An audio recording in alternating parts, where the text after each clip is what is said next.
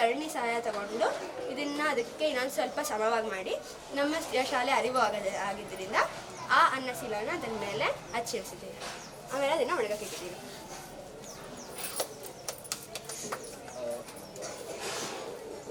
Over the period of firing, brick clay becomes metamorphic. Clay minerals break down and release chemically bound water and change into a mixture of quartz and millets. Millet can be chemically defined as 3AlO2 and 2SiO2. These are the blended compound of silica and alumina. This is a tough and hard mixture which makes the brick hard and way more durable. Clay soil also contains iron content which oxidizes to hematite, accounting to the red color remains the same. Other elements in the clay like sodium, calcium and potassium acts as a flux agent and helps silica to melt more easily. These were the chemical changes and properties which we have been observed throughout the process of brick firing. Some are the weight and size of the bricks. The weight reduced after firing. Before firing it weighed 1 kg 725 grams, this one, and after firing it weighed 1 kg 448 grams. By this we can observe that the brick before firing weighs more than after firing. Thank you. ವಿಷಯ ನಗರದಲ್ಲಿ ಮಣ್ಣು, soil ಇನ್ urban life. ನಾವು ಇಷ್ಟು ದಿನ ತಿಳಿದುಕೊಂಡ ವಿಷಯಗಳನ್ನು ನಮ್ಮ ಗುಂಪಿನವರು ನಿಮಗೆ ತಿಳಿಸುತ್ತಾರೆ. ನಮಗೆ ಮಾಹಿತಿ ನೀಡಿದವರು ಚಂದ್ರಶೇಖರ್, ಜಿಯಾಲಜಿಸ್ಟ್ ಅವರು ಕಲ್ಲುಗಳ ಬಗ್ಗೆ ತಿಳಿಸ್ಕೊಟ್ರು. ಮೋಹನಣ್ಣ ಮಣ್ಣಿನ ವಿಧಗಳು ಮತ್ತು ರಾಸಾಯನಿಕಗಳ ಬಗ್ಗೆ ಮಾಹಿತಿ ನೀಡಿದರು. ಇಂದಿರಾ ಅಕ್ಕ ಮಣ್ಣಿನ ಸೂಕ್ಷ್ಮಾಣ ಜೀವಿಗಳ ಬಗ್ಗೆ ಮಾಹಿತಿ ನೀಡಿದರು. ಡಾಕ್ಟರ್ ಅಭಿಜಿತ್ ತನ್ನ ಕಾಂಟಿನೆಂಟಲ್ ಬ್ರೀಫ್ ಬಗ್ಗೆ ಮಾಹಿತಿ ಕೊಟ್ಟರು. ಶೋಭಾ ಅಕ್ಕ ಪ್ರಾಚೀನ ಕಾಲದಲ್ಲಿ ಮಣ್ಣಿನ ಉಪಯೋಗದ ಬಗ್ಗೆ ಮಾಹಿತಿ ಹೇಳಿಕೊಟ್ರು. ಗಿರೀಶ್ ಅಣ್ಣ ಸಿವಿಲ್ ಇಂಜಿನಿಯರ್ ನಿರ್ಮಾಣದಲ್ಲಿ ಮಣ್ಣಿನ ಪಾತ್ರದ ಬಗ್ಗೆ ಮಾಹಿತಿ ನೀಡಿದರು. ನನ್ನದು ಮೊದಲ ಕಾರ್ಯೋಜನೆ. ನಾನಿವತ್ತು ನನ್ನ ಅನುಭವ ಹಂಚ್ಕೊತೀನಿ. ಇವತ್ತು ನಾವು ಕಾರ್ಯೋಜನೆ ಅಂದರೆ ನಾನು ಮೊದಲು ಏನು ಅಂದ್ಕೊಂಡಿದ್ದೆ ಅಂದರೆ ನಾನು ಕಾರ್ಯೋಜನೆ ಅಂತ ಗೊತ್ತಿರಲಿಲ್ಲ. ನಾನು ಫಸ್ಟ್ ಸ್ಕೂಲಿಗೆ ಬಂದ ನಾನು ಕಾರ್ಯೋಜನೆ ಅಂದರೆ ಏನೋ ಅಂತ ಅಂದ್ಕೊಂಡಿದ್ದೆ. ಏನೋ ಆ್ಯಕ್ಟಿವಿಟೀಸ್ ಏನೋ ಮಾಡಿಸ್ತಾರೆ ಅಂದ್ಕೊಂಡಿದ್ದೆ, ಬಟ್ ನಂಗೆ ಗೊತ್ತಿರಲಿಲ್ಲ. ನಾವು ಮಣ್ಣು ಅಂತ ಗೊತ್ತಾದ್ಮೇಲೆ ನನ್ನ ಫ್ರೆಂಡ್ಸಿಗೆ ಹೇಳಿದ್ದಕ್ಕೆ ಅವ್ರು ಹೇಳಿದ್ರು, ಇಲ್ಲ ಒಂದು ವಿಷಯ ಇಟ್ಕೊಂಡೆ ಇಡೀ ವರ್ಷ ನಾವು ಅದ್ರ ಬಗ್ಗೆ ಮಾಹಿತಿ ತಿಳ್ಕೊತೀವಿ ಅಂತ. ನಂಗೆ ಅದು ತುಂಬ ಖುಷಿ ಆಯಿತು. ಮತ್ತು ನಂಗೆ ಹಳೆ ಸ್ಕೂಲಲ್ಲಿ ಈ ಥರ ಆ್ಯಕ್ಟಿವಿಟಿ ಇರಲಿಲ್ಲ. ಸೊ ನಾನು ಈ ವರ್ಷದಲ್ಲಿ ನಾವು ಇಟ್ಕೆ ಮಾಡಿದ್ವಿ, ತುಂಬ ಚೆನ್ನಾಗಿತ್ತು. ಮತ್ತು ಈ ಪ್ರೋಗ್ರಾಮ್ ಮಾಡಿದ್ರೆ ನಂಗೆ ತುಂಬ ಖುಷಿ ಆಗ್ತಿದೆ. ಮತ್ತು ಅದರಲ್ಲಿ ನಂಗೆ ತುಂಬ ಇಷ್ಟ ಆಗಿದ್ದು ಕಲ್ಲುಗಳ ಬಗ್ಗೆ ನನಗೆ ಮಾಹಿತಿ ನೀಡಿದ್ದು ಇಷ್ಟ ಆಯಿತು. ಮತ್ತು ಮಣ್ಣಿನ ಸೂಕ್ಷ್ಮಾಣ ಜೀವಿಗಳ ಬಗ್ಗೆ ನಂಗೆ ತುಂಬ ಇಷ್ಟ ಆಯಿತು. Session thank you. Hello everyone, my name is Aprameya. I am going to share about soil in space. Let me start from the 8 planets of the solar system. Mercury is the first planet. Mercury's surface is made out of hydrogen, which gives it a brownish yellow color. Venus has a thick atmosphere, which makes it trap carbon dioxide in its atmosphere. So the soil in here is yellow color. Next is Mars, which we know as the red planet.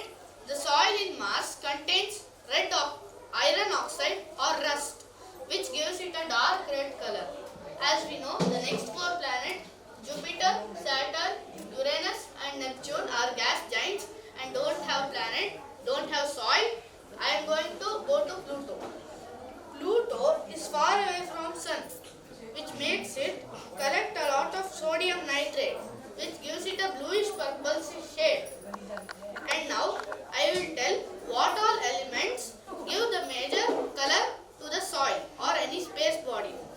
Carbon dioxide gives yellow color, carbon gives black, Iron oxide or rust gives red color, oxygen gives brown color, hydrogen gives brownish yellow color, sodium gives purple color, nitrogen gives blue color, sodium nitrate gives bluish purple, calcium gives white, potassium gives pink, copper gives brownish orange color, uranium gives green color. Sometimes uranium could be radioactive or start a nuclear chain reaction when coming into contact with human hand. Please be aware. Now I am going to tell about our planet Earth. Earth has a lot of types of soil. I am only going to talk about the major ones.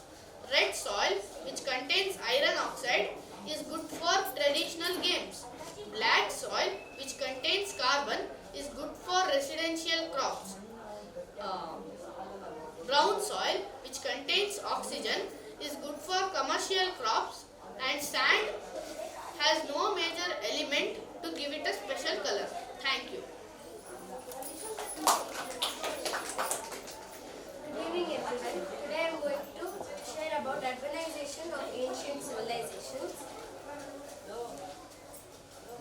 The objectives are Indus Valley civilization, Mesopotamian civilization, ancient Egypt civilization. Introduction. The following civilizations are based on either water or soil. Indus Valley civilization. It started in 3300 BCE. There were 5 main cities. In the ancient times, soil was an alternate to soil. Soil was an alternate to stone, as it was hard to carve and give shape to it. Houses were started to build in 600 BCE. The houses built in that time are known as wattle and dog in archaeological language. We have received many soil-based artifacts from this civilization, which are grain storage bins, in which the people used to keep harvested crops in, furnace, which the people used to melt metals by this, potter's kiln, oven and tandoor was also used in that time to cook food. Seals and ceilings were used as stamps. Stupas were also built in this civilization. Terracotta art was the popular form of art. Terracotta ornaments were also worn by the women in this civilization. There were also variety of toys in which children used to play, which are bullock carts, dice, ram which has wheels, elephants, and hell. Let's discuss about Mesopotamian civilization. It was in the lands of today's Iraq. Mesopotamia is a Greek word which the meaning is between 2 rivers. As the meaning of the Greek word, it is between 2 rivers, Euphrates and Tigris. Things which are founded in this civilization are sun-dried bricks, ziggurats, which are temples in which people used to collect taxes. Potter's kiln was also used in this civilization. Clay tablets were also found. The next is ancient Egypt civilization. This is the pyramid of Giza. I am going to tell about the pyramid of Giza. Ancient Egypt civilization was established in 3150 BCE.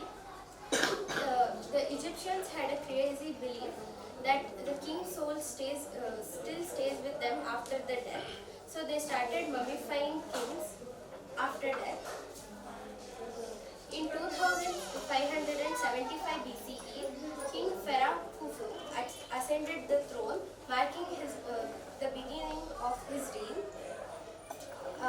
He wanted to build a pyramid for his resting time, so he ordered the famous architect Hemi Uno He determined it would take 20 years to build this pyramid. This pyramid remained the world's tallest man-made structure for 3,800 years. The process in which the pyramid took is Hemiunu needed to dig 6.5 kilometer canal for the enormous amounts of limestone and granite. The stones were placed were near a place called Taura. It was in the river banks of Nile. Laborers used to cross Nile Delta to bring these enormous stones. It was enough for the interior of the pyramid, but for the exterior were hauled roughly 13 kilometers away using a 5 meters long sledge made from cedar. In the present, we are in the fourth phase of urbanization. Thank you. ಎಲ್ರಿಗೂ ನಮಸ್ಕಾರ. ನನ್ನ ಹೆಸರು ಸೂರ್ಯ. ನಾನು 10ನೇ ತರಗತಿಯಲ್ಲಿ ಓದ್ತಾ ಇದ್ದೀನಿ. ನಾನಿವತ್ತು ವಿನ್ಯಾಸದಲ್ಲಿ ಮಣ್ಣಿನ ಪಾತ್ರ ಎಂಬ ವಿಷಯದ ಬಗ್ಗೆ ಹೇಳ್ತೀನಿ. ಮೊದಲನೇದಾಗಿ ಇದನ್ನು ನಮಗೆ ಹೇಳ್ಕೊಟ್ಟವರು ಗಿರೀಶ್ ಅಣ್ಣ ಅಂತ. ಅವರು ಸ್ಟ್ರಕ್ಚರ್ ಇಂಜಿನಿಯರ್. ಅವರು ನಮ್ಮ ಶಾಲೆಯಲ್ಲಿ ಒಬ್ಬರು ಪೋಷಕರು. ಮೊದಲನೇದಾಗಿ ಮಣ್ಣಿನ ವಿಧಗಳು. ಮಣ್ಣಿನ ವಿಧಗಳಲ್ಲಿ ಸುಣ್ಣದ ಮಣ್ಣು, ಲೋಮ್ ಮಣ್ಣು, ಜೇಡಿ ಮಣ್ಣು, ಮರಳು ಮತ್ತು ಹೂಳು ಮಣ್ಣು, ಕೆಮ್ಮಣ್ಣು ಇಷ್ಟು ಬರುತ್ತೆ. ಮುಂದಿಂದು ಘರ್ಷಣೆ ಅಂತ. ಘರ್ಷಣೆ ಇದು ನಾವು ಫ್ರಿಕ್ಷನ್ ಅಂತ ಕರಿತೀವಿ ಇಂಗ್ಲೀಷಲ್ಲಿ. ಘರ್ಷಣೆ ಏನಕ್ಕೆ ಬೇಕು ಅಂದರೆ ಈಗ ಬಿಲ್ಡಿಂಗು ಘರ್ಷಣೆಯಿಂದ ನಿಂತಿರುತ್ತೆ. ಈಗ ಎಕ್ಸಾಂಪಲ್ ನಾವು ಮಳೆ ಬಂದೋಗಿದೆ ಅಂತ ನಾವು ಕಲ್ಪಿಸ್ಕೊಂಡ್ರೆ 3 ರಸ್ತೆಗಳಿದೆ. ಒಂದು ಜೇಡಿ ಮಣ್ಣಿನ ರಸ್ತೆ, ಇನ್ನೊಂದು ಡಾಂಬರ್ ರಸ್ತೆ, ಇನ್ನೊಂದು ನಾರ್ಮಲ್ ಮರಳಿನ ರಸ್ತೆ. ಈ 3 ಮೇಲೆ ನಾವು ನಡೆದಾಗ ನಮಗೆ ಏನು ಅನುಭವ ಆಗುತ್ತಲ್ಲ ಅದನ್ನ ನಾವು ಕಲ್ಪಿಸ್ಕೋಬೋದು. ಇದು ಮಣ್ಣಿಂದು ಘರ್ಷಣೆ ಅಂತ ಇರುತ್ತೆ. ಅದನ್ನ ನೋಡಿಕೊಂಡು ವಿನ್ಯಾಸದಲ್ಲಿ ಅದನ್ನು ಎಲ್ಲಿ ಉಪಯೋಗಿಸ್ಬೇಕು ಅಲ್ಲಿ ಉಪಯೋಗಿಸ್ತಾರೆ. ಮುಂದಿಂದು ದ್ರವ ಮಿತಿ ಅಂತ. ದ್ರವ ಮಿತಿ ಇಂಗ್ಲೀಷಲ್ಲಿ ಲಿಕ್ವಿಡ್ ಲಿಮಿಟ್ ಅಂತ ಕರಿತೀವಿ. ದ್ರವ ಮಿತಿ ಅಂದರೆ ಮಣ್ಣು ಎಷ್ಟು ನೀರನ್ನು ಹೀರ್ಕೊಳ್ಳುತ್ತೆ ಅನ್ನೋದನ್ನ ದ್ರವ ಮಿತಿ ಅಂತ ಹೇಳ್ತೀವಿ. ಇನ್ನೊಂದು ಪ್ಲಾಸ್ಟಿಕ್ ಮಿತಿ ಅಂತ. ಇದನ್ನು ಪ್ಲಾಸ್ಟಿಕ್ ಮಿತಿ ಅಂತಲೂ ಕರೀತಾರೆ. ಪ್ಲಾಸ್ಟಿಕ್ ಮಿತಿ ಅಂದರೆ ನಾವು ಮಣ್ಣನ್ನು ಹದ ಮಾಡೋದಕ್ಕೆ ಎಷ್ಟು ನೀರು ಹಾಕ್ತೀವಿ ಅನ್ನೋದನ್ನ ಪ್ಲಾಸ್ಟಿಕ್ ಮಿತಿ ಅಂತ ಹೇಳ್ತೀವಿ. ಈಗ ಉದಾಹರಣೆಗೆ ನಾವು ಇಟ್ಟಿಗೆ ಮಾಡೋದಕ್ಕೆ ಇಟ್ಟಿಗೆ ಮಾಡ್ಕೊಳ್ಳೋದಕ್ಕೆ ಒಂಥರ ಹದ ಮಾಡ್ಕೊತೀವಿ. ಮಣ್ಣಿನ ಆಭರಣಗಳನ್ನ ಮಾಡ್ಕೊಳ್ಳೋದಕ್ಕೆ ಬೇರೆ ಥರ ಹದ ಮಾಡ್ಕೊಳ್ತೀವಿ ಮಣ್ಣನ್ನು. ಇದನ್ನು ನೋಡಿಕೊಂಡು ವಿನ್ಯಾಸದಲ್ಲಿ ಉಪಯೋಗಿಸ್ತಾರೆ. ಇನ್ನೊಂದು ಆ್ಯಂಗಲ್ ಆಫ್ ರಿಪೋಸ್ ಅಂತ. ಆ್ಯಂಗಲ್ ಆಫ್ ರಿಪೋಸ್ ಅಂದರೆ ಮಣ್ಣನ್ನು ನಿರ್ದಿಷ್ಟ ಎತ್ತರದಿಂದ ಬಿಟ್ಟಾಗ ಅದು ಯಾವ ಕೋನದಲ್ಲಿ ರೂಪಗೊಳ್ಳುತ್ತೆ ಅನ್ನೋದನ್ನ ಆ್ಯಂಗಲ್ ಆಫ್ ರಿಪೋಸ್ ಅಂತ ಹೇಳ್ತಾರೆ. ಈಗ ನಿಮ್ಗೊಂದು ಕ್ವಶನ್ ಕೇಳ್ತೀನಿ. ಇಲ್ಲಿ ನಾನು ಚಾರ್ಟ್ ಮಾಡಿದ್ದೀನಿ. ಈ 3ರಲ್ಲಿ ನಾನು ಮಣ್ಣಿನ ಹೆಸರು ಹೇಳ್ತೀನಿ. ಅದನ್ನು ನೀವು ಯಾವುದು ಅಂತ ಗುರುತಿಸ್ಬೇಕು. ಅದರಲ್ಲಿ ಒಂದು ಕ್ಲೂ ಇದೆ. ಒಂದು ಜೇಡಿ ಮಣ್ಣು, ಇನ್ನೊಂದು ಮರಳು, ಇನ್ನೊಂದು ಕೆಮ್ಮಣ್ಣು.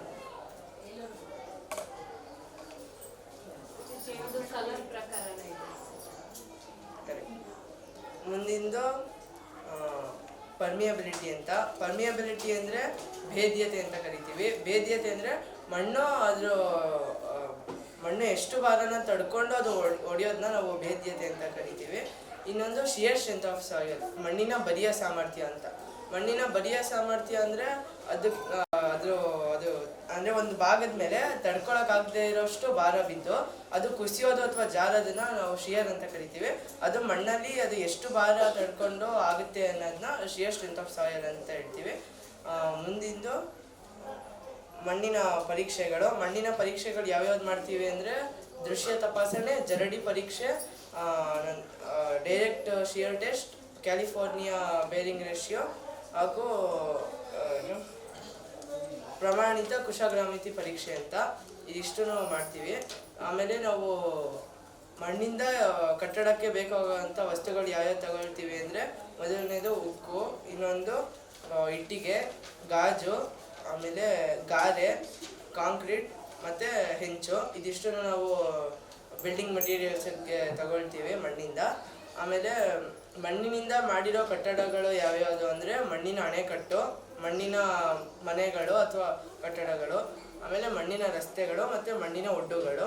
ಆಮೇಲೆ ಎರಡು ಫೌಂಡೇಶನ್ ಸಾಯಿಲ್ ಫೌಂಡೇಶನ್ ಅಂತ ಬರುತ್ತೆ. ಅದರಲ್ಲಿ ಎರಡು ಥರ ಬರುತ್ತೆ. ಒಂದು ಶಾಲೋ ಫೌಂಡೇಶನ್, ಇನ್ನೊಂದು ಡೀಪ್ ಫೌಂಡೇಶನ್ ಅಂತ. ಇಲ್ಲಿ ಶಾಲೋ ಫೌಂಡೇಶನ್ ಅಂದರೆ ಮೇಲ್ಗಡೆ ಇರೋ ಮಣ್ಣು ಆ ಕಟ್ಟಡದ ಒತ್ತಡ ಅಥವಾ ಭಾರನ ತಡ್ಕೊಳ್ಳೋಷ್ಟು ಸಾಮರ್ಥ್ಯ ಇದ್ದರೆ ಮೇಲುಗಡೆ ಅಂದರೆ ಶಾಲೋ ಫೌಂಡೇಶನ್ ಹಾಕ್ತಾರೆ. ಅಥವಾ ಅದು ಹೆಚ್ಚು ಅಂತಸ್ತು ಕಟ್ಟೋದಕ್ಕಾಗೋದಿಲ್ಲ. ಆಮೇಲೆ ಆಳ ಅಡಿಪಾಯ ಏನಕ್ಕೆ ಹಾಕ್ತಾರೆ ಅಂದರೆ ಅದು ಹೆಚ್ಚು ಅಂತಸ್ತಿರುತ್ತೆ ಅಥವಾ ಅದು ಭಾರ ಹೆಚ್ಚಿರ್ಬೋದು. ಆಮೇಲೆ ಮೇಲಿನ ಮಣ್ಣು ಆ ಕಟ್ಟಡದ ಭಾರನ ತಡ್ಕೊಳ್ಳೋ ಸಾಮರ್ಥ್ಯ ಇಲ್ಲದೆ ಅದಕ್ಕೆ ಡೀಪ್ ಫೌಂಡೇಶನ್ ಹಾಕ್ತಾರೆ. ಇದು ಬ್ರಿಡ್ಜ್ ಮಾಡ್ಬೇಕಾದ್ರೆ ತೆಗ್ದಿರೋ ಆಳ. ಮುಂದಿಂದು ಮಣ್ಣಿನ ವಿಶೇಷ ಗುಣಗಳು, ಸ್ಪೆಷಲ್ ಬಿಹೇವಿಯರ್ಸ್ ಅಂತ. ಒಂದು ಕೆಪಿಲರಿ ಆ್ಯಕ್ಷನ್. ಕೆಪಿಲರಿ ಆ್ಯಕ್ಷನ್ ಅಂದರೆ ಈಗ ಅದನ್ನು ಈಸಿಯಾಗಿ ಹೆಂಗೆ ಅರ್ಥ ಮಾಡ್ಕೋಬೋದು ಅಂದರೆ, ಈಗ ತಾರಸಿ ಮೇಲೆ ಮಳೆ ಬಂದಾಗ ತಾರಸಿಲಿ ನೀರಿರುತ್ತಲ್ವ, ಅದು ನಮ್ಮ ಗೋಡೆಗಳಿಗೆಲ್ಲ ವಸ್ತಿ ಹಿಡಿಯೋದು ಹೆಂಗೆ ಅಂದರೆ ಅಲ್ಲಿ ಮಣ್ಣು ಜರುಗಿರಲ್ಲ, ಬರೀ ನೀರು ಮಾತ್ರ ಹರಿದಿರುತ್ತೆ. ಅದು ಇದು ಸ್ಪೆಷಲ್ ಬಿಹೇವಿಯರು. ಇನ್ನೊಂದು ಸಾಯಿಲ್ ಲಿಕ್ವಿಫಿಕೇಶನ್ ಅಂತ. ಅದನ್ನು ಕನ್ನಡದಲ್ಲಿ ಮಣ್ಣಿನ ದ್ರವೀಕರಣ ಅಂತ ಕರಿತೀವಿ. ಅಕಸ್ಮಾತ್ ಈಗ ಇಲ್ಲಿ ಭೂಕಂಪ ಆಯಿತು ಅಂದರೆ ಅದು ಮಣ್ಣು ಅಲ್ಗಾಡ್ಬಿಟ್ಟು ಅದರ ಬಿಗಿತ ಮತ್ತು ಶಕ್ತಿನ ಕಳ್ಕೊಳ್ಳುತ್ತೆ. ಆ ಪ್ರಕ್ರಿಯೆನ ನಾವು ಸಾಯಿಲ್ ಲಿಕ್ವಿಫಿಕೇಶನ್ ಅಂತ ಕರಿತೀವಿ. ಧನ್ಯವಾದಗಳು.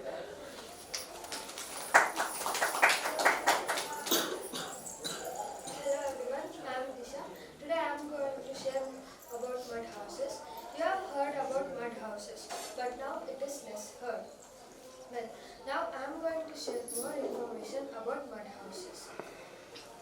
We say wattle and rope structures of houses for mud houses in archaeological language. Speciality of mud houses. These are long-lasting durability. It gives good atmosphere. It is sustainable, and they get harder and harder when it gets rain. You have heard many people saying these houses are cold and it is difficult to stay there, but it is not true. They absorb sunlight in the morning and let it come inside in the evening, keeping the house warm. They absorb cold in the night and let it come inside the house in the afternoon, keeping the house warm. Now, you'll ask me how should be the consistency of the soil and which soil should be used. The soil used should be clay soil, and the consistency should be such that it should bend easily and breaks if dropped. These houses also require foundation. We dig up 4 to 6 feet for foundation. We use Sadrali stones in Mysore as foundations. Next, we use terracotta tiles and other materials which have less carbon footprints as flooring. Next, coming to the wall part, we use mud, stones, bamboos, etc. We can build these walls in many ways. First one is scope wall. These walls are the mixture of mud with grass and powder. They are thicker near the ground and gets thinner and thinner near the roof. Next, second one is adobe bricks. These are made same as bricks, but it is not burnt. They arrange the bricks like a wall and fill the gaps between them with mud. Interior designing and furniture. While adding and subtracting walls from the code can create niches and benches as part of the building itself. We can get natural furniture by this. Carts can also be made in this way. We can also paint these houses naturally by using earthen colors. Doors, ventilators and windows can be made in different shapes. This makes the house look more beautiful and attractive. Another team of our school had surveyed mud houses in Lingamuri Pada. Can you see the photos? Due to so many reasons, many people are behind concrete buildings. I think if more people build for mud houses can create a demand on it, and then more people attain knowledge about it. This may help future generations to understand them first. ಎಲ್ಲರಿಗೂ ನಮಸ್ಕಾರ. ನನ್ನ ಹೆಸರು ಶ್ರಾವ್ಯಾಸಿ. ನಾನು 7ನೇ ತರಗತಿ ಓದುತ್ತಿದ್ದೇನೆ. ನಾನು ಇವತ್ತು ಮಣ್ಣಿನಲ್ಲಿ ಆಡುವ ಆಟಗಳ ಹೆಸರು ಮತ್ತು ಮಣ್ಣಿಗೂ ಆಟಕ್ಕೂ ಹೇಗೆ ಸಂಬಂಧ ಅಂತ ನಾನು ಹೇಳ್ತೀನಿ. ಮೊದಲನೇದಾಗಿ ನಾನು ಮಣ್ಣಿನ ಆಟಗಳ ಹೆಸರು ಹೇಳ್ತೀನಿ. ಕಬಡ್ಡಿ, ದೇಸಿ ಕುಸ್ತಿ, ಕಲ್ಲು ಮಣ್ಣು, ಗೋಲಿ, ಲಗೋರಿ, ಕಪ್ಪೆಗೂಡು, ಬೀಚ್ ವಾಲಿ, ಕಂಬಳ, ಹಗ್ಗ ಜಗ್ಗಾಟ, ಕ್ರಿಕೆಟ್, ಶಾರ್ಟ್ ಪುಟ್, ಖೋಖೋ, ಇನ್ನೂ ಮುಂತಾದವು ಇವೆ. ಇವಾಗ ನಾನು ಕ್ರಿಕೆಟಲ್ಲಿ ಮಣ್ಣಿನ ಬಳಕೆಯನ್ನು ಹೇಗೆ ಮಾಡ್ತಾರೆ ಅಂತ ಹೇಳ್ತೀನಿ. ಕ್ರಿಕೆಟ್ ಗ್ರೌಂಡಲ್ಲಿ ನಾವು ನೋಡಿದಾಗೆ ಲಾನ್ ಬೆಳೆಸಿರ್ತಾರೆ, ಅದ್ರ ಮೇಲೆ ಮಾರ್ಕಿಂಗ್ ಮಾಡಿ ಅಲ್ಲೇ ಆಟ ಆಡ್ತಾರೆ. ಆದರೆ ಸರಿಯಾಗಿ ಆ ಮಣ್ಣು ಸಮತಟ್ಟಾಗಿರಬೇಕು ಅಂತ ಆದರೆ ಅಲ್ಲಿ ಎಷ್ಟೆಷ್ಟು ಪರ್ಸೆಂಟ್ ಮಣ್ಣು ಹಾಕ್ತಾರೆ ಅಂತ ನಾನು ಇವಾಗ ಹೇಳ್ತೀನಿ. ಮಣ್ಣು ಸ್ಯಾಂಡ್ ಇದು 5% ಹಾಕಿರ್ತಾರೆ. ಫೈನ್ ಸ್ಯಾಂಡ್ ಇದನ್ನು ಕನ್ನಡದಲ್ಲಿ ಸಣ್ಣ ಸಣ್ಣ ಕಣಗಳು ಕೂಡಿರೋ ಮರಳು ಅಂತ ಕರಿತೀವಿ. ಅದು 20% ಅಷ್ಟು ಹಾಕಿರ್ತಾರೆ. ಸಿಲ್ಟು ಹೂಳು ಮಣ್ಣು ಇದನ್ನು ಕೂಡ 20% ಅಷ್ಟು ಹಾಕಿರ್ತಾರೆ. ಕ್ಲೇ ಜೇಡಿ ಮಣ್ಣು ಇದು ಮಾತ್ರ 50%ಗಿಂತ ಹೆಚ್ಚಿನ ಇಷ್ಟು ಇದ್ರೆ ಮಾತ್ರ ಒಂದು ಕ್ರಿಕೆಟ್ ಮೈದಾನ ಸಮತಟ್ಟಾಗಿರೋಕ್ಕೆ ಸಾಧ್ಯ. ಇವಾಗ ನಾನು ಹಾರ್ಸ್ ರೇಸಲ್ಲಿ ಮಣ್ಣಿನ ಬಳಕೆ ಬಗ್ಗೆ ಹೇಳ್ತೀನಿ. ಹಾರ್ಸ್ ರೇಸಲ್ಲಿ 5 ಲೇಯರ್ಸ್ ಇರುತ್ತೆ. ನಾನು 4 ಲೇಯರ್ಸ್ ಬಗ್ಗೆ ಹೇಳ್ತೀನಿ. ಮೊದಲನೇದಾಗಿ ಮಲ್ಚ್ ಹಾಕಿರ್ತಾರೆ, ಅದನ್ನು ಕನ್ನಡದಲ್ಲಿ ಮುಚ್ಚಿಗೆ ಅಂತ ಕರಿತೀವಿ. ಟಾಪ್ ಸಾಯಿಲ್ ಮೇಲ್ಮೈ ಮಣ್ಣು, ಇಂಜಿನಿಯರ್ ಸಾಯಿಲ್. ಇವಾಗ ಅದ್ರ ಬಗ್ಗೆ ನಮಗೆ ಹೆಚ್ಚಿನ ಮಾಹಿತಿ ಇರೋದ್ರಿಂದ ಅದನ್ನು ನಾವು ಇವಾಗ ಹೇಳಲ್ಲ. ಫಿಲ್ಡರ್, ತರಗು, ಅಗ್ರಿಗೇಟ್ಸ್, ಬೇರೆ ಗಾತ್ರದ ಜಲ್ಲಿಕಲ್ಲಿಗಳು ಇಷ್ಟು ಇದ್ದರೆ ಕುದುರೆಗಳಿಗೆ ಓಡೋಕ್ಕೆ ಸಾಧ್ಯ ಆಗುತ್ತೆ. ನಿಮಗೆ ಇನ್ನಷ್ಟು ಆಟದ ಬಗ್ಗೆ ಮತ್ತು ಮಣ್ಣಿನಲ್ಲಿ ಆಡೋ ಆಟದ ಬಗ್ಗೆ ಏನಾದರೂ ಆಸಕ್ತಿ ಇದ್ದರೆ ಅದನ್ನು ನೀವು ತಿಳ್ಕೊಂಡು. ನನ್ನ ಹೆಸರು ಯುಕ್ತಾ. ನಾನು 7ನೇ ತರಗತಿ ಹೋಗ್ತೀನಿ. ನಾನು ನಿಮ್ಗೆ ಎಲ್ರಿಗೂ ಒಂದು ಕಥೆ ಹೇಳ್ತೀನಿ. ಸುಮಾರು 19 ವರ್ಷದ ಹಿಂದೆ ಅಮೇರಿಕಾದಲ್ಲಿ ಒಂದು ಮಕ್ಕಳಿಗೆ ಬೇಗ ಕೋಪ ಬರೋದು ಮತ್ತು ಪಂಚೇಂದ್ರಿಯಗಳು ಕಡಿಮೆ ಆಗ್ತಿರೋದು ಮತ್ತು ಓದು ಬರಹದಲ್ಲಿ ಕಡಿಮೆ ಆಗ್ತಿರೋದು ಆ ಥರ ಆಗ್ತಿತ್ತು. ಒಬ್ಬ ಪತ್ರಕರ್ತರು ಇದ್ರ ಬಗ್ಗೆ ಸಂಶೋಧನೆ ಮಾಡ್ತಾರೆ. ಅವ್ರ ಹೆಸರು ರಿಚರ್ಡ್ ಲಾ ಅಂತ. ಅವರು ಇದನ್ನು ಸರ್ಕಾರಕ್ಕೆ ಹೇಳ್ತಾರೆ. ಸರ್ಕಾರ ಇದನ್ನು ಮುಖ್ಯ ಅಂತ ತಗೊಳ್ಳಲ್ಲ. ಅದಕ್ಕೆ ಅವರು ಪ್ರತಿಭಟನೆ ಮಾಡ್ತಾರೆ. ಪ್ರತಿಭಟನೆ ಮಾಡಾದ್ಮೇಲೆ ಸರ್ಕಾರ ಇವರಿಗೆ ಸ್ವಲ್ಪ ಜನ ಕೊಡ್ತಾರೆ ಇದ್ರ ಬಗ್ಗೆ ಸಂಶೋಧನೆ ಮಾಡೋಕ್ಕೆ. ಅದಕ್ಕೆ ಇವರು ಅವರ ಪೋಷಕರು ಮತ್ತು ಅವರ ಶಿಕ್ಷಕರು ಮತ್ತು ಅವರ ವೈದ್ಯರನ್ನು ಭೇಟಿ ಮಾಡ್ತಾರೆ. ಭೇಟಿ ಮಾಡಿ ಒಂದು ರಿಪೋರ್ಟ್ ಮಾಡಿ ನೋಡಿದಾಗ ಅವ್ರಿಗೆ ಗೊತ್ತಾಗುತ್ತೆ ಅವ್ರ ಪೋಷಕರು ಮಕ್ಕಳನ್ನ ಮಣ್ಣಿನಿಂದ ಮತ್ತು ಪರಿಸರದಿಂದ ದೂರ ಮಾಡ್ತಾರೆ. ಅದಕ್ಕೆ ಈ ಥರ ಇದನ್ನು ಸಂಶೋಧನೆ ನೇಚರ್ ಡಿಫಿಸಿಟ್ ಡಿಸಾರ್ಡರ್ ಅಂತ ಹೇಳ್ತಾರೆ. ಅಂದರೆ ನಿಸರ್ಗದಿಂದ ದೂರವಾದ ಕಾರಣ ಆಗುವ ಅಸ್ವಸ್ಥ. ಧನ್ಯವಾದ. Good afternoon everyone, my name is Brahmi. I am studying in nature and I am going to tell you more about nature deficit disorder. The nature deficit disorder or NDD is a term used to describe that people who stay away from nature or spend less time in nature can experience physical, psychological and behavioral issues. So, the main cause for this is parental fear. Most of the parents fear to send their children to the outdoors as they get fear that their children may get some scratches or anything. So, we must think in comparative risk. So, getting scratches is more better than when affected by NDD. So, the symptoms are reduced attention span, reduced creativity, diminished use of the senses, higher rate of mental illness, higher levels of aggression, obesity, and mainly vitamin D deficiency. So, how to prevent it? The parents must make an effort to decrease screen time. Help them spend more time in nature. Encourage outdoor activities. Do not be stranger danger.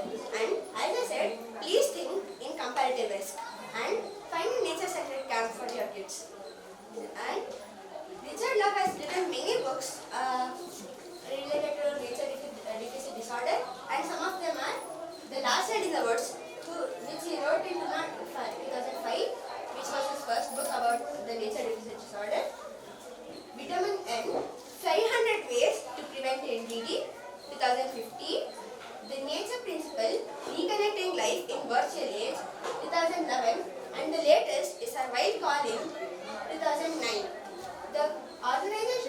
Love has also suggested a possible way to prevent NDD, that the schools must allow children to play 8 hours with the nature without any adult interference, and it has been implemented by now in USA. Thank you.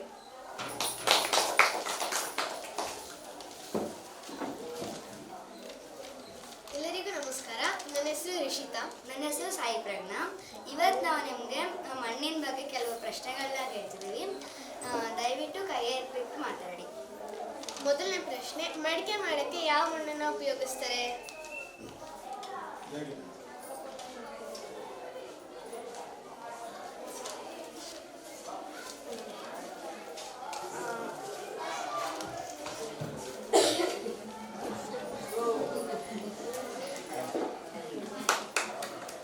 Next, ಮುಖ್ಯವಾದ 3 ಮಣ್ಣಿನ ವಿಧಗಳು ಯಾವುವು?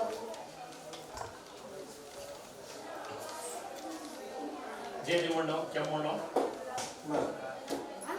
ಮಣ್ಣು.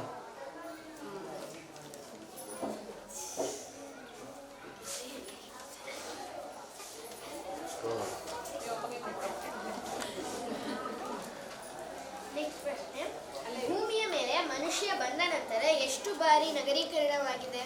4 ಬಾರಿ. 4ನೇದ.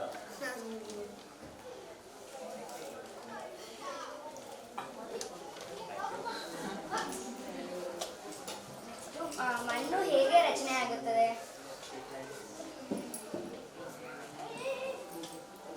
ಮೆಟಮಾರ್ಫೋಸಿಸ್ ಇಂದ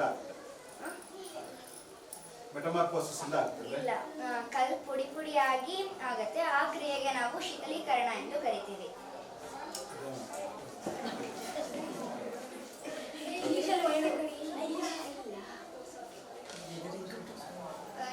next ಇನ್ನೊಂದು ಪ್ರಶ್ನೆ, ಗರಡಿ ಮನೆಯಲ್ಲಿ ಕೆಮ್ಮಣ್ಣನ್ನೇ ಏನಕ್ಕೆ ಬಳಸ್ತಾರೆ? ಅದರಿಂದ ಏಟಾಗೋದಿಲ್ಲ. ನೆಕ್ಸ್ಟ್, 1 ಇಂಚು ಮೇಲ್ಮಣ್ಣು ರಚನೆ ಆಗಲು ಎಷ್ಟು ವರ್ಷ ಬೇಕಾಗುತ್ತೆ?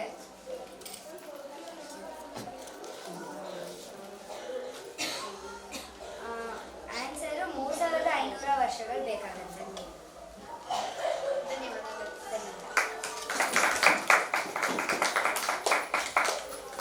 ಎಲ್ಲರಿಗೂ ನಮಸ್ಕಾರ. ನನ್ನ ಹೆಸರು ಅಮರೇಶ್. ನಾನು 5ರಿಂದ 10ನೇ ತರಗತಿ ವಿದ್ಯಾರ್ಥಿಗಳ ಹೆಸರು ಹೇಳುತ್ತೇನೆ. 5ನೇ ತರಗತಿ ವಿದ್ಯಾರ್ಥಿಗಳ ಹೆಸರು ಅವನಿ ಮಹಾಲಕ್ಷ್ಮಿ. 6ನೇ ತರಗತಿ ವಿದ್ಯಾರ್ಥಿಗಳ ಹೆಸರು ರಿಷಿತಾ ಸಾಯಿ ಪ್ರಜ್ಞಾ. 7ನೇ ತರಗತಿ ವಿದ್ಯಾರ್ಥಿಗಳ ಹೆಸರು ಶ್ರಾವ್ಯಕ್ಕ ಯುಕ್ತ ಅಕ್ಕ. 8ನೇ ತರಗತಿ ವಿದ್ಯಾರ್ಥಿಗಳ ಹೆಸರು ಅಪ್ರಮೇಯ ಅಣ್ಣ ದಿಶಾ ಅಕ್ಕ. 9ನೇ ತರಗತಿ ವಿದ್ಯಾರ್ಥಿನಿ ಬ್ರಾಹ್ಮಿ ಅಕ್ಕ. 10ನೇ ತರಗತಿ ವಿದ್ಯಾರ್ಥಿಗಳ ಹೆಸರು ಸೂರ್ಯ ಅಣ್ಣ ಶ್ರೀಯ ಅಕ್ಕ. ಇಷ್ಟು ಹೊತ್ತು 5ರಿಂದ 10ನೇ ತರಗತಿಯ ಐದರಿಂದ ಹತ್ತನೇ ತರಗತಿಯ ವಿದ್ಯಾರ್ಥಿಗಳ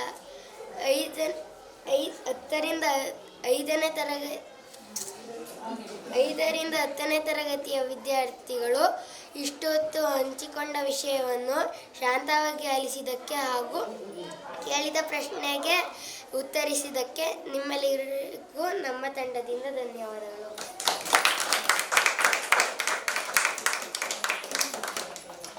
ಬೀಚ್ ವಾಲಿಂದ್ರ ಆಟ ಏನು? ನಾವು ವಾಲಿಬಾಲ್ ಬೀಚ್ ಆಡ್ತೀವಲ್ಲ ಭೌತಿಕ ಮತ್ತು ರಾಸಾಯನಿಕ ಅಂಶಗಳು, ಮಣ್ಣಿನ ಭೌತಿಕ ಮತ್ತು ರಾಸಾಯನಿಕ ಗುಣಲಕ್ಷಣಗಳು, physical and chemical properties of soil. ಈಗ ಮುಂದಿನ ದುಷ್ಯಂತು ಹಂಚ್ಕೋತಾರೆ. ನಾನು ಮಣ್ಣಿನ ಹದ ಮತ್ತು ಮಣ್ಣಿನ ರಚನೆ ಬಗ್ಗೆ ಹೇಳ್ತೀನಿ. ಮೊದಲು ಮಣ್ಣಿನ ರಚನೆ ಬಗ್ಗೆ ಹೇಳ್ತೀನಿ. ಮಣ್ಣು ಸಾಫ್ಟ್ ಆಗಿದ್ರೆ ಅದನ್ನು ಜೇಡಿ ಮಣ್ಣು ಹೇಳ್ತೀವಿ. ಅದೇ ರಫ್ ಆಗಿದ್ರೆ ಸ್ಯಾಂಡ್ ಅಂತೀವಿ. ಅದೇ ಮಧ್ಯದಲ್ಲಿದ್ದರೆ ಅದನ್ನು ಸಿಲ್ಟ್ ಅಂತೀವಿ. ಈಗ ಮಣ್ಣಿನ ಹದದ ಪರೀಕ್ಷೆ ಹೆಂಗೆ ಮಾಡೋದು ಅಂತ ಹೇಳ್ತೀನಿ. ಒಂದು ಸ್ವಲ್ಪ ಯಾವ್ದಾದ್ರು ಮಣ್ಣು ತಗೋಬೇಕು. ಅದಕ್ಕೆ ಸ್ವಲ್ಪ ನೀರು ಹಾಕ್ಬೇಕು.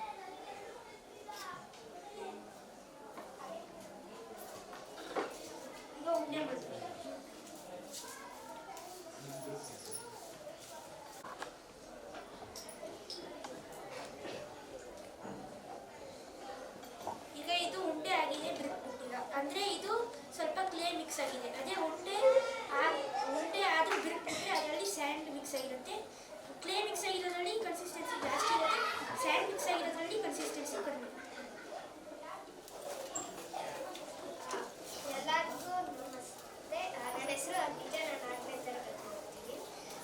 ಇವಾಗ ಅಂದರೆ 3 ವೆರೈಟಿ ಮಣ್ಣು ಇರಲ್ಲ, ಅದ್ರದ್ದು ಒಂದು ಕಣ ಗಾತ್ರ ಎಷ್ಟಿರುತ್ತೆ ಅಂತ ಹೇಳ್ತೀನಿ.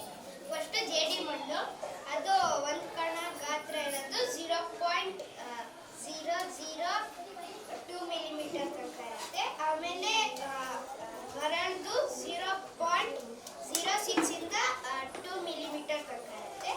ನೆಕ್ಸ್ಟ್ ಸಿಲ್ಟು, ಅದು ಮಧ್ಯ ಇರುತ್ತೆ, 0.002 ಮಿಲಿಮೀಟರ್ ಇಂದ 0.06 ಮಿಲಿಮೀಟರ್ ತನಕ ಇರುತ್ತೆ.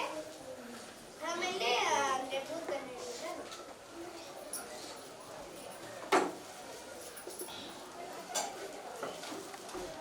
ಎಲ್ಲರಿಗೂ ನಮಸ್ಕಾರ. ನನ್ನ ಹೆಸರು ಸಿರಿ, ನಾನು 6ನೇ ತರಗತಿ ಓದ್ತಾ ಇದ್ದೀನಿ.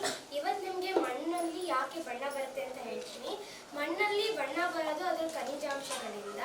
ಕೆಂಪು ಮಣ್ಣು ಅಂದರೆ ಅದರಲ್ಲಿ ಹೆಚ್ಚು ಕಬ್ಬಿಣಾಂಶ ಇರೋದ್ರಿಂದ ಅದು ಕೆಂಪು ಬಣ್ಣ ತಿರುಗುತ್ತೆ.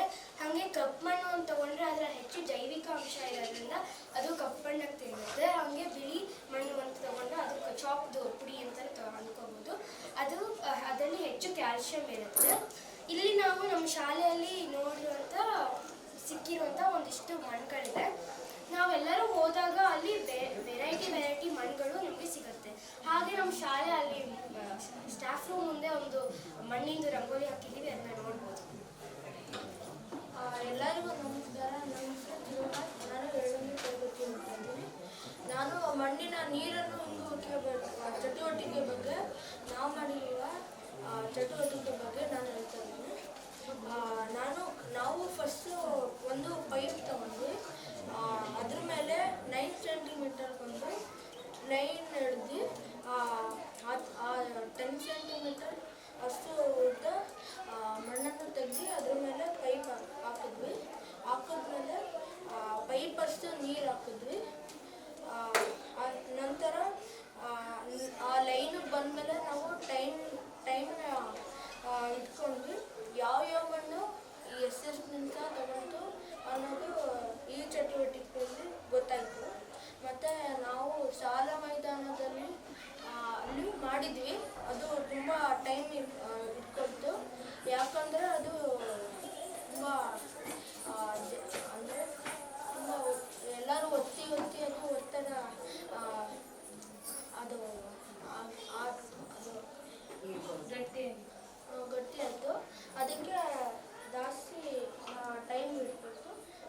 ಇನ್ನೊಂದು ಸ್ಯಾಂಡ್ ಪೀಟಲ್ಲೊಂದು ಮಾಡಿದ್ವಿ. ಅಲ್ಲಿ ತುಂಬ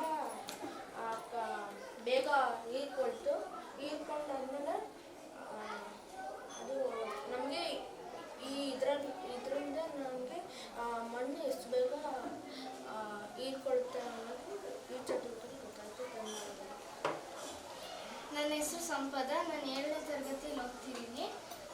ಇದೆರಡು ಕಡೆ ಮಾಡಿದಾಗ 255 ml ನೀರು ಹಾಕಿದ್ವಿ. ಸ್ಯಾಂಡ್ ಪಿಟ್ಟಲ್ಲಿ ಮಾಡಿದಾಗ ಕೆಳಗಡೆ ತನಕ ನೀರು ಬರೋಕ್ಕೆ 8 ನಿಮಿಷ ತಗೊಂತು. ಅದೇ ಶಾಲೆ ಮೈದಾನದಲ್ಲಿ ಮಾಡಿದಾಗ 12 ನಿಮಿಷ 52 ಸೆಕೆಂಡ್ಸ್ ತಗೊಂತು. ಇದ್ರದ್ದು ನೀರು ಇಂಗುವ ದರ ಮರಳಿಂದು 31.87 ಮತ್ತು ಗ್ರೌಂಡ್ದು 20.36. ಏನಕ್ಕೆ ಶಾಲೆ ಮೈದಾನದಲ್ಲಿ ಜಾಸ್ತಿ ಟೈಮ್ ತಗೊಂತು ಅಂದರೆ ಅದರಲ್ಲಿ ಆ ಮಣ್ಣಿನ ಸಾಂದ್ರತೆ ಜಾಸ್ತಿ ಇರುತ್ತೆ. ಮತ್ತು ಮರಳು ಮಿಶ್ರಿತ ಮಣ್ಣು ಅಂದರೆ ಸ್ಯಾಂಡ್ ಪಿಟ್ಟಲ್ಲಿ ಮಾಡಿದಾಗ ಅದರಲ್ಲಿ ಸಾಂದ್ರತೆ ಕಡಿಮೆ ಇತ್ತು. ಅದಕ್ಕೆ ಅದು ಬೇಗ ನೀರು ಇಂಗುತ್ತೆ.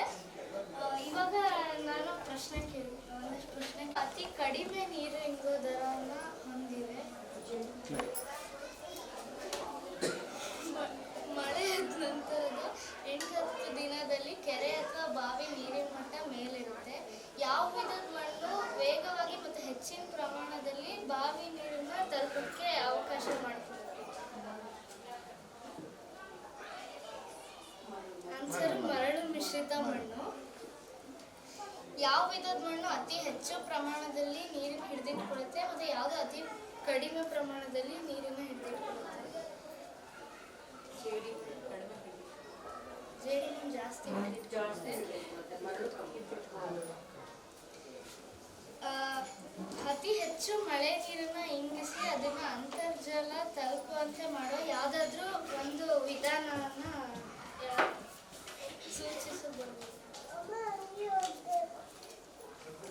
ಅತಿ ಹೆಚ್ಚು ಅತಿ ಹೆಚ್ಚು ಮಳೆ ನೀರನ್ನ ಇಂಗಿಸಿ ಅಂತರ್ಜಲ ತಲುಪುವಂತೆ ಮಾಡೋ ಯಾವುದಾದ್ರೂ ಒಂದು ವಿಧಾನ.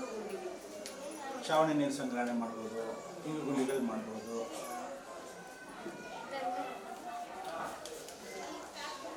ಎಲ್ರಿಗೂ ನಮಸ್ಕಾರ. ನನ್ನ ಹೆಸರು ಯೋಷಿತಾ. ನನ್ನ ಹೆಸರು ಕೌಶಿಕ್. ನಾವಿಬ್ರು 8ನೇ ತರಗತಿ ಓದ್ತಾ ಇದ್ದೀವಿ. ನಾವೀಗ ಮಣ್ಣಿನ pH ದರದ ಬಗ್ಗೆ ಹೇಳ್ತೀವಿ. ಮೊದಲಿಗೆ ಕೃಷಿ ಭೂಮಿಗಳಲ್ಲಿ ಬೆಳೆಗಳನ್ನು ಬೆಳೆಯೋದಕ್ಕೆ ಮಣ್ಣಿನ ಪರೀಕ್ಷೆಯನ್ನು ಮಾಡ್ತಾರೆ. ಮಣ್ಣಿನ ಪರೀಕ್ಷೆಯಲ್ಲಿ ಮಣ್ಣಿನ ಫಲವತ್ತತೆ ಮತ್ತು ಸಾಂದ್ರತೆಯನ್ನು ಟೆಸ್ಟ್ ಮಾಡ್ತಾರೆ. ಮತ್ತು ಅದರಲ್ಲಿ pH ದರನೂ ಬರ್ತದೆ. ನಮಗೆ pH ಪೇಪರ್ ಆಮ್ಲ ಮತ್ತು ಪ್ರತ್ಯಾಮ್ಲ ಸೂಚಿಸುತ್ತೆ. ಈಗ ಕೃಷಿಗಳಿಗೆ ಸರಿಯಾದ ಮಣ್ಣು ಅಂದರೆ ತಟಸ್ಥ ಮಣ್ಣು. ಮಣ್ಣಿನ ರಸಸಾರ 6.3ಕ್ಕಿಂತ ಕೆಳಗಿದ್ದರೆ ಆ ಮಣ್ಣು ಆಮ್ಲೀಯವಾಗಿರುತ್ತದೆ. ರಸಸಾರ 8.3ರಿಂದ ಅಧಿಕವಾಗಿದ್ದರೆ ಆ ಮಣ್ಣು ಕ್ಷಾರೀಯ ಮಣ್ಣಾಗಿರುತ್ತದೆ. ರಸಸಾರ 6.3ರಿಂದ 8.3ರಷ್ಟಿದ್ದರೆ ಆ ಮಣ್ಣು ಮಧ್ಯಮ ಮಣ್ಣಾಗಿದೆ ಎಂದು ಹೇಳಬಹುದು. ರಸಸಾರ 7ರಷ್ಟಿದ್ದರೆ ಆ ಮಣ್ಣು ತಟಸ್ಥವಾಗಿರುತ್ತದೆ. 5.5ರಿಂದ 6.5ರಷ್ಟಿದ್ದರೆ ಆ ಮಣ್ಣು ಎಲ್ಲ ಬೆಳೆಗಳನ್ನು ಬೆಳೆಯಲು ಯೋಗ್ಯವಾಗಿದೆ ಎಂದು ಹೇಳಬಹುದು. ನಾವಿಬ್ರು ಸೇರ್ಕೊಂಡು ಒಂದು ಪರೀಕ್ಷೆ ಮಾಡಿದ್ವಿ. ಅದು ಏನಂತಂದ್ರೆ ಈಗ ಜಾಸ್ತಿ ಆಮ್ಲ ಮತ್ತೆ ಪ್ರತ್ಯಾಮ್ಲ ಇದೆ, ಅದು ತಟಸ್ಥಕ್ಕೆ ಹೆಂಗ್ ಪರಿವರ್ತಿಸೋದು ಅಂತ ಹೇಳಿ ಪರೀಕ್ಷೆ ಮಾಡಿದ್ವಿ. ಅದು ಹೆಂಗೆ ಅಂತಂದ್ರೆ ಈಗ ಜಾಸ್ತಿ ಅಸಿಡಿಕ್ ಇದ್ರೆ ಅದನ್ನ ನ್ಯೂಟ್ರಲೈಸ್ ಮಾಡೋಕ್ಕೆ ಅಂತ ಇದು ನಾವು ಬೇಸಿಂಗ್ ಪೌಡರ್ ಹಾಕಿದ್ವಿ. ಆಮೇಲೆ ಈಗ ಬೇಸ್ ಇದ್ರೆ ನ್ಯೂಟ್ರಲ್ ಮಾಡಬೇಕು ಅಂತಂದ್ರೆ ನಾವು ಸಿಟ್ರಿಕ್ ಆ್ಯಸಿಡ್ ಮಾಡಿದ್ವಿ. ಅದನ್ನು ನಿಂಬೆ ಉಪ್ಪನ್ನು ಹಾಕ್ಬೋದು. ಅದು ಹೇಗೆ ಅಂತ ತೋರಿಸ್ತೀವಿ. ಇದು ಆ್ಯಸಿಡಿಕ್ ಮಣ್ಣಿಗೆ ನಾವು ನೀರು ಹಾಕಿದ್ದೀವಿ. ನಾವು ಸ್ವಲ್ಪ ಬೇಕಿಂಗ್ ಸೋಡಾನ ಹಾಕ್ತಿದ್ದೀವಿ.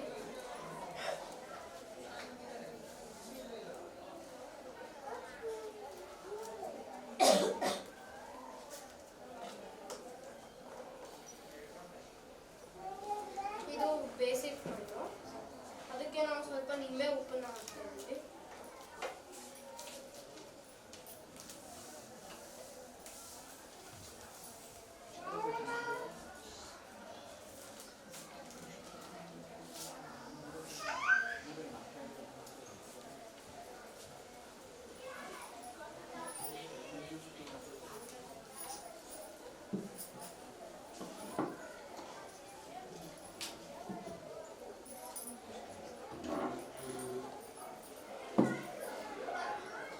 pH ಪೇಪರಿಂದ ಟೆಸ್ಟ್ ಮಾಡಿದಾಗ ಇದು 3 ಬಂದಿದೆ.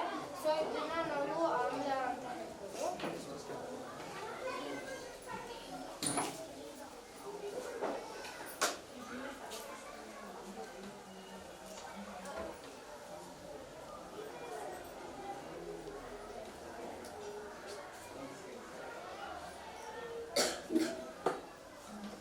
ಇದು ಕೂಡ 310 ಬಂದಿದೆ. ಇದೆರಡು ಕೂಡ ಆಮ್ಲನ ಸೂಚಿಸುತ್ತೆ. ಈಗ ನಾವು ಶಾಲೆಯಲ್ಲಿ ಇರ್ತಕ್ಕಂಥ ಮಣ್ಣನ್ನು ತಗೊಂಡು ಅದರದ್ದು pH ದರನ ಟೆಸ್ಟ್ ಮಾಡಿದ್ವಿ. ಅದರಿಂದ ನಾವು ತಿಳ್ಕೊಂಡಿದ್ದೇನೆಂದರೆ ನಮ್ಮ ಶಾಲೆಯಲ್ಲಿರುವಂಥ ಎಲ್ಲ ಮಣ್ಣು ಆಮ್ಲವನ್ನು ಹೊಂದಿದೆ. ಮತ್ತು ಇದರಲ್ಲಿ ಬಂದಿದ್ದು ಎಲ್ಲ ಆಲ್ಮೋಸ್ಟ್ ಆಮ್ಲ. ಮತ್ತು ಶಿಕ್ಷಕರ ರೂಮ್ ಮುಂದೆ ಮಾತ್ರ ತಟಸ್ಥ ಬಂದಿದೆ.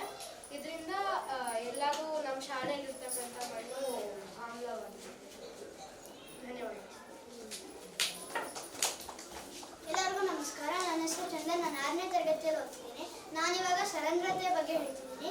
ಸರಂಧ್ರತೆ ಅಂದರೆ ಇಂಗ್ಲೀಷಲ್ಲಿ ಪೋರೋಸಿಟಿ ಅಂತ. ಅಂದರೆ ಮಣ್ಣಿನಲ್ಲಿರುವಂಥ ಗಾಳಿ ಅಥವಾ ಮಣ್ಣಿನಲ್ಲಿರುವಂಥ ರಂಧ್ರಗಳು. ಈ ಎಕ್ಸ್ಪೆರಿಮೆಂಟ್ ಇದರಲ್ಲಿ ಎಷ್ಟು ರಂಧ್ರ ಇದೆ ಅನ್ನೋದಕ್ಕೆ ಒಂದು ಎಕ್ಸ್ಪೆರಿಮೆಂಟ್ ಇದೆ. ಆ ಎಕ್ಸ್ಪೆರಿಮೆಂಟ್ ಹೇಗೆ ಮಾಡೋದು ಅಂದರೆ, ಒಂದು ಬೀಕರಲ್ಲಿ 50 ml ಅಷ್ಟು ಮಣ್ಣು ತಗೊಂಡು 100 ml ಅದರ ಗ್ಯಾಪ್ ತುಂಬುವ ತನಕ ಹಾಕಬೇಕು.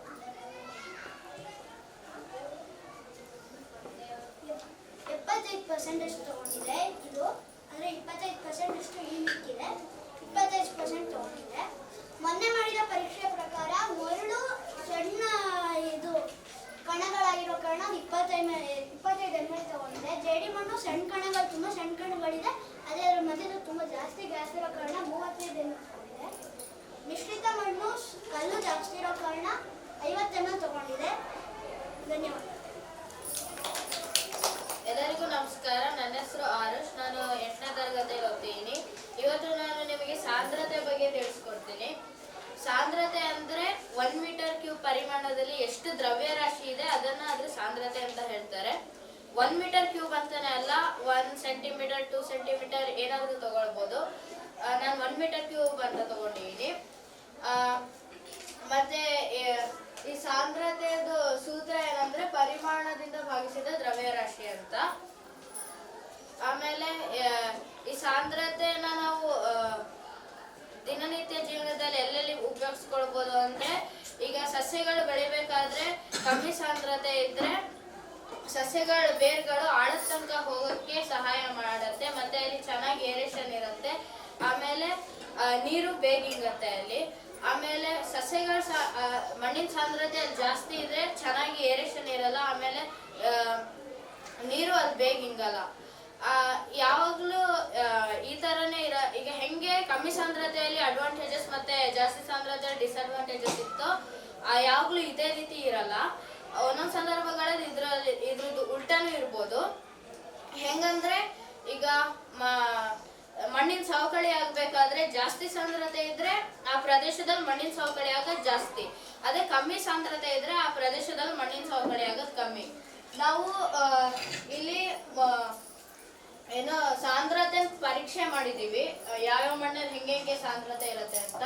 ಮೇನ್ ಆಗಿ ಇದು ಬಲ್ಕ್ ಡೆನ್ಸಿಟಿ ಮೇಲೆ ಮಾಡಿದೀವಿ. ಬಲ್ಕ್ ಡೆನ್ಸಿಟಿ ಅಂದ್ರೆ ಈಗ ಮಣ್ಣಲ್ಲಿ ಏರು ಮತ್ತೆ ವಾಟರು ಎಲ್ಲ ಇನ್ಕ್ಲೂಡ್ ಆಗಿರುತ್ತೆ. ಮಣ್ಣು ಹೆಂಗಿರುತ್ತೋ ಅದನ್ನ ಹಂಗೆ ತಂದು ಅದರ ಸಾಂದ್ರತೆ ಪರೀಕ್ಷೆ ಮಾಡೋದು. ನಾವು ಫಸ್ಟ್ ಏನ್ ಮಾಡಿದ್ವಿ ಅಂದ್ರೆ ಒಂದು ಜೇಡಿ ಮಣ್ಣು ತಗೊಂಡಿದ್ವಿ, ಆಮೇಲೆ ಇನ್ನೊಂದು ಮಿಶ್ರಿತ ಮಣ್ಣು, ಆಮೇಲೆ ಇನ್ನೊಂದು ಮರಳು ತಗೊಂಡು 55 ಗ್ರಾಮ್ ತಗೊಂಡಿದ್ವಿ.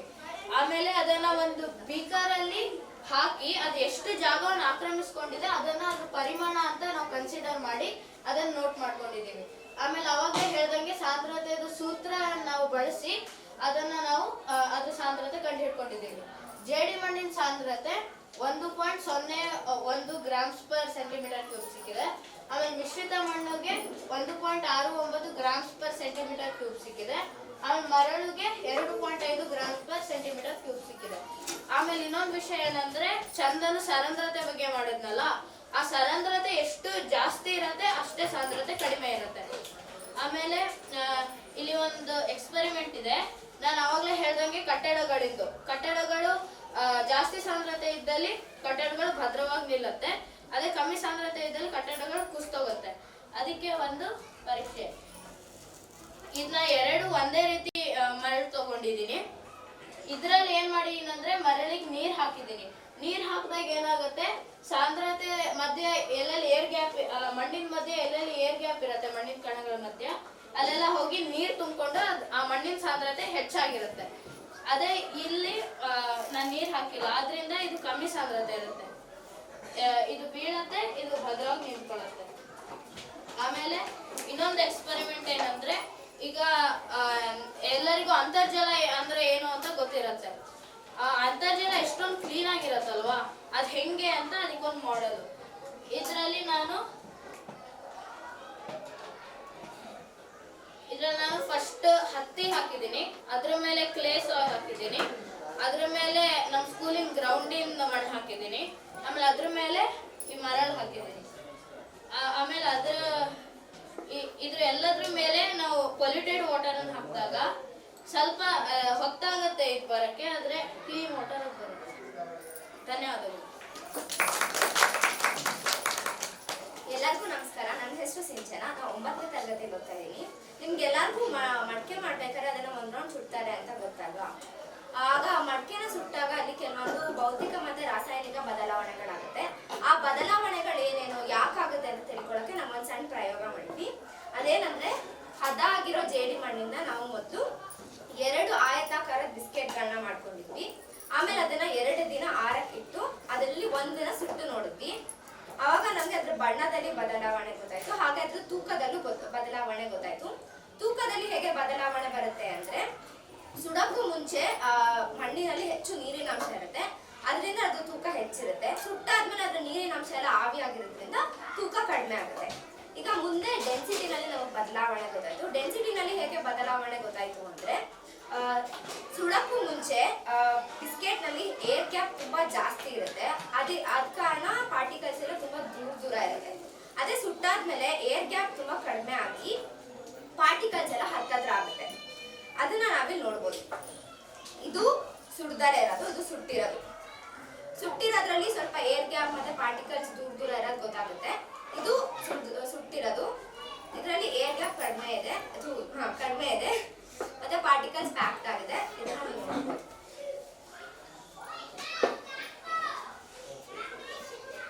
ಹಾಗೆ ಇದನ್ನು ನೀರಲ್ಲಿ ಹಾಕಿದಾಗ ಏನಾಗುತ್ತೆ ಅಂತ ನೋಡೋಣ. ಇದು ಸುಟ್ಟಿರೋದು, ಇದು ಸುಡ್ದಲೇ ಇರೋದು.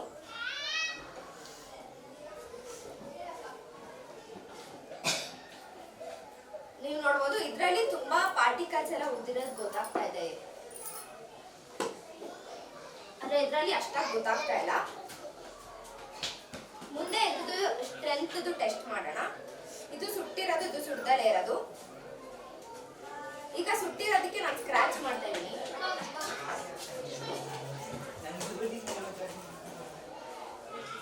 ಆದ್ರೆ ಇದರಲ್ಲಿ ಯಾವುದೇ ತರ ಪಾರ್ಟಿಕಲ್ಸ್ ಉದ್ರಿದ್ ಗೊತ್ತಾಗ್ತಿಲ್ಲ.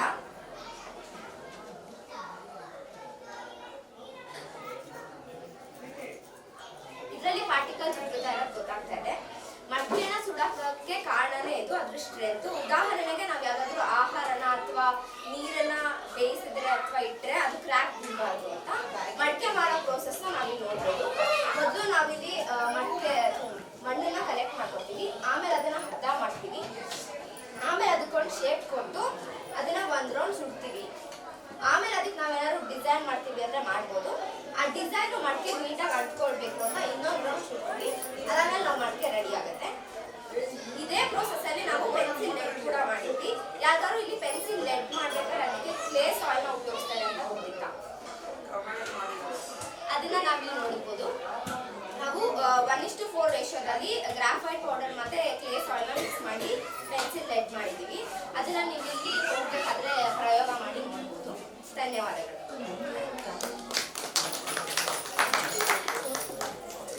Good afternoon. My name is Maitri. And my name is Aditya, and we are both from 10th standard. As we all know, preservation is very important in archaeology. Preservation ensures that the historical, cultural and scientific data remains intact. Preservation of archaeological finds plays a key role in understanding the human history. So let's learn about the factors of soil that affects the preservation of archaeological artifacts. The first one is the pH level. This measures of how acidic or the basic the soil is. The acidic soil can decompose materials like bones, shells and metals faster than alkaline soil. The alkaline soil can better preserve natural materials. The neutral pH conditions tends to be more favorable for preserving the natural artifacts. The second one is the mineral content. The high salt content in the soil can cause decay, especially for metal artifacts through the processes like corrosion. However, in some artifacts in salty environment may also become encrusted, which can provide a form of protective layer. Now, the microbial activity. The biological parts of the artifacts spoil due to the growth of fungus and other microbes which release harmful chemicals. Moisture. The artifacts decompose faster in the presence of moisture. This process is known as hydrolysis. The metal and wood are most affected in this process. The anaerobic conditions are also a key factor in the preservation of artifacts. The anaerobic conditions help in the preservation of artifacts. The preservation of artifacts depends upon all these factors. Let's look at some example and understand. Luleleku mummies are 3 remarkably well-preserved Inca mummies discovered in 1999 on the summit of Mount Luleleku, a volcano in the Andes on the border between Argentina and Chile. These mummies are believed to be the remains of children who were sacrificed over 500 years ago as an Inca religious ritual known as capococha an offering to the gods. As you can see in the chart, she was so well preserved that even her skin is in good condition. There are mainly two reasons that kept her well preserved. The first one is the environment that is extremely cold. The high altitude causes freezing temperatures which effectively preserve the mummies. The high altitude also results in low oxygen levels which limits the growth of microbial activities that could otherwise break down the material. The second one is the soil condition. The soil is extremely dry, contributing to natural mummification. Low moisture levels prevents the bacterial activity that usually leads to decomposition. These factors, including volcanic soil in the area, created an ideal environment for preserving the mummies for over 500 years. Let's take another example. The Harappa civilization, also known as Indus Valley civilization, was the world's earliest urban cultures. The Indus Valley civilization, including sites like Harappa and Mohenjo-daro, are famous for the discovery of various terracotta objects. As you can see in the chart, objects such as pots, jewelry, seals and bricks have been found. Terracotta toys including miniature cards with wheels and bristles shaped like birds have been found. The Harappan people were skilled farmers. They used to produce a large variety of terracotta objects such as bowls, jars and etc. The terracotta beads were commonly used for making jewelries, often worn as necklaces, bracelets and anklets. Several key factors influence the preservation of terracotta objects in the Indus Valley. The first one is the alluvial soil. The Harappa civilization was located along the Indus River and its tributaries, which deposited the alluvial soil. This soil is very compact and stable, providing a good condition for preserving the buried artifacts in the soil. The second factor is the soil condition. Soil with neutral to slightly alkaline soil is less corrosive than the highly acidic soil. The third one is the durability of terracotta. Most of the terracotta objects are made from baked terracotta, which is highly durable as it makes the clay hard and resistant to water and other environmental conditions. Now, I am going to talk about the UNESCO World Heritage Site, the Terracotta Army. Qin Shi Huang was the first emperor of China. Two farmers, while they were plowing their land, found this in their farm. He built himself a tomb which he believed would protect him in his afterlife. This tomb had many soldiers and horses and chariots, which were very unique for their clay structures. It was preserved well since it was in high pressure and had anaerobic conditions and less moisture. It took around 700,000 workers and 40 years to build, even though they worked day and night. They have painted these structures in yellow, red and other colors which are natural. And the purple color present in these structures are of chemicals, so they are still visible even today. According to the counting in 2007, this army consisted of 8,000 soldiers, 520 horses, 130 chariots and 150 chariot horses. All these were made of clay.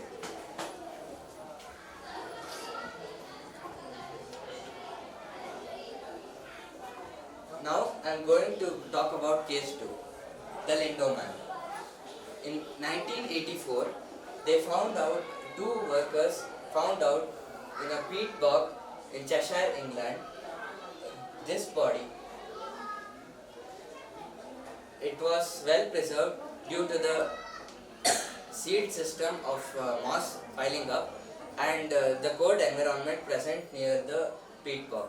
A peat bog is basically a place near a lake where there is high growth of moss.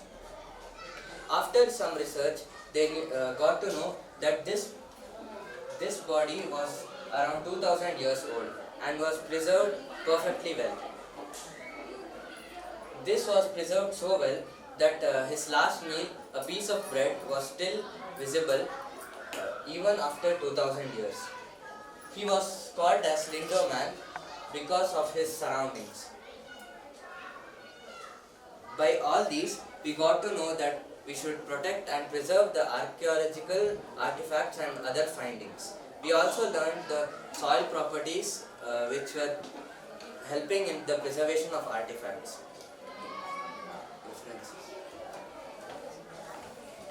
ನಾವು ಈ ಎಲ್ಲ ವಿಷಯಗಳನ್ನು ಕೆಲವು ಪುಸ್ತಕಗಳಿಂದ ಮತ್ತೆ ಒಂದಷ್ಟು ಜನ resource ಪರ್ಸನ್ಸ್ಗಳಿಂದ ಹಾಗೆ ಕೆಲವು ಇಂಟರ್ನೆಟ್ಗಳಿಂದನೂ ಹುಡುಕಿ ಮುಂದೆ ಹೇಳಿದ್ವಿ. We have conducted an experiment here, as you can see, about the preservation of artifacts in different soil mediums. This one is acidic and this one is basic. As these do take 2 to 3 months to show results, we couldn't show it on this day. Thank you.